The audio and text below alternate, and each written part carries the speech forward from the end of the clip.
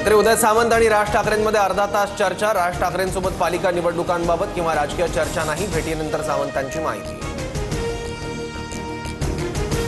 पाकिस्तानच्या दहशतवादी सैन्य ठिकाणांवरची कारवाई फक्त स्थगित। येणाऱ्या दिवसात पाकिस्तानच्या हालचालीवर लक्ष ठेवणार।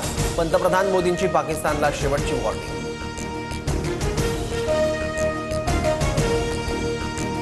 अणुबॉम्बची ब्लॅकमेलिंग भारत सहन करणार नाही। दहशतवादी आणि मदत करणाऱ्यांना एकाच नजरेतून पाहिलं जाईल। पाकिस्तानला मोदींनी ठणकावलं।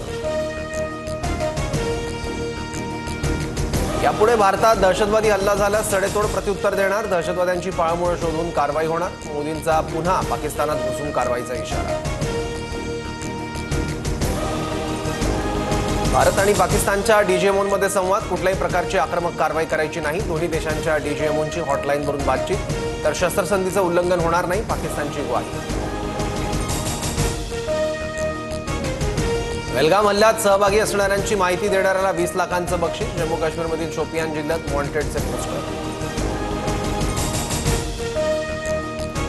2 दिवसात देशात बॉम्बस्फोट होणार असल्याचा धमकीचा मेल। राज्यात कुठेही दुर्लक्ष करू नका, मेलमध्ये उल्लेख। धमकीमुळे खळबळ, मेल करणाऱ्याचा शोध सुरू। सुरू होण्याच्या मार्गावर असताना अमृतसर विमानतळ पुन्हा बंद। सांबा सेक्टरला ड्रोन आढळल्यानंतर विमानतळ बंद करण्याचा निर्णय। स्थानिक नेतृत्वावर नाराजी व्यक्त करत तेजस्वी घोसाळकरांकडून ठाकरेंच्या शिवसेनेच्या पदाचा राजीनामा।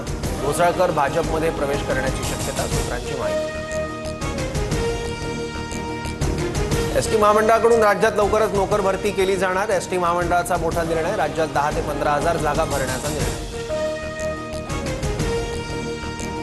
आज 10वीचा निकाल जाहीर होणार। दुपारी 1 वाजता 10वीचा ऑनलाईन निकाल पाहता येणार।